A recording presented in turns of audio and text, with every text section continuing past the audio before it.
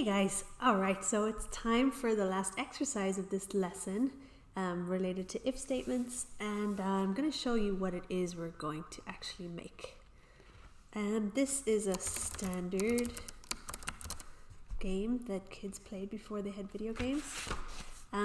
You would guess a number and then someone would tell you if it was higher or lower, something like this. Okay, so I just set this up so that I could show you how it runs. This is obviously not the blank code running here. Okay, so I've got to guess a number between 1 and 100. I should have said that in the description. So I'm going to start at 50. 50 is too high. Let's try 30. 30 is too high. 20.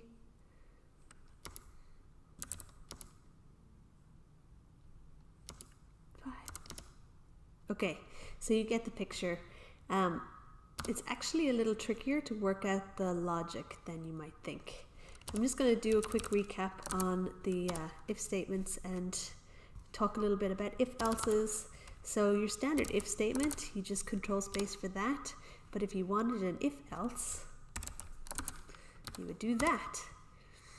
Sorry, I mean an if with an else if. Ooh, there's not a short key for it.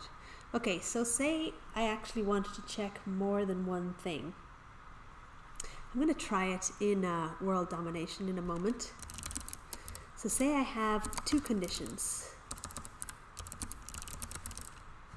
Then I would use an else if like that, and I'm missing one of those. Okay, so I'll show you how that might work in practice. So in this case where we have world domination, if I don't answer correctly, if I don't answer either yes or no, it's still always going to give me the answer for good luck washing dishes. Do I know Java? Perhaps I will at the end of this class. Well, that's not very nice. So what I want to do is actually check for not just yes, but check for no also. So I'm going to make a little space here and do an else if. And I need a set of parentheses. Okay, so the else if is going to be if the answer is no. And if the answer is no, then I want to do this, else.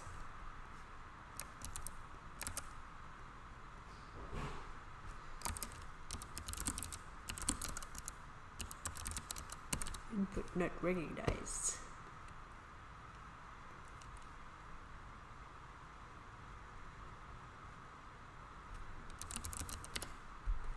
Alright, so that's how that works.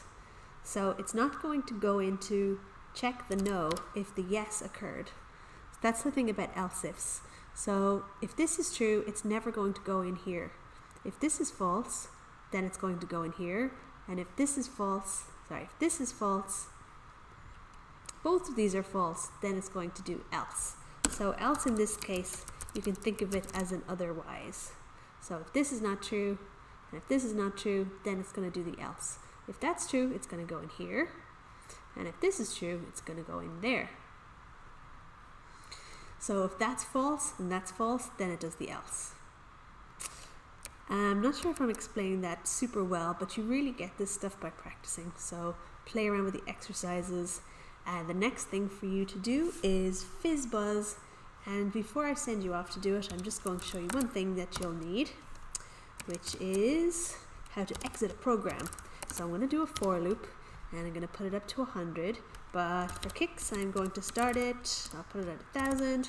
For kicks I'm going to start it at, I'm going to try and stop it at 666. First I'm going to print out all the numbers between 1 and 1000. Okay, there we go.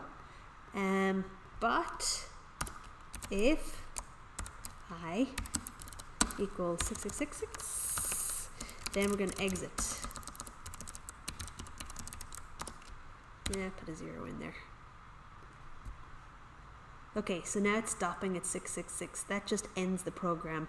By the way, I hope I'm not confusing you, but in this case I didn't use the curly braces because if you just have one line, you can actually leave those out and it'll have the same effect.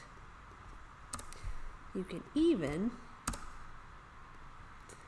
do this.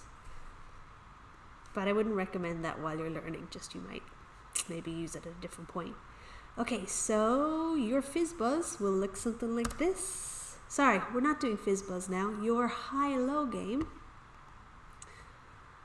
will look something like this. So go for it and see if you can make that work. If you have all that working the way I played it just now, then you are dominating the world. We'll probably have to chat to work through all of the things, but it's a pretty tricky if-else challenge. So good luck, guys. I'll see you in lesson 4.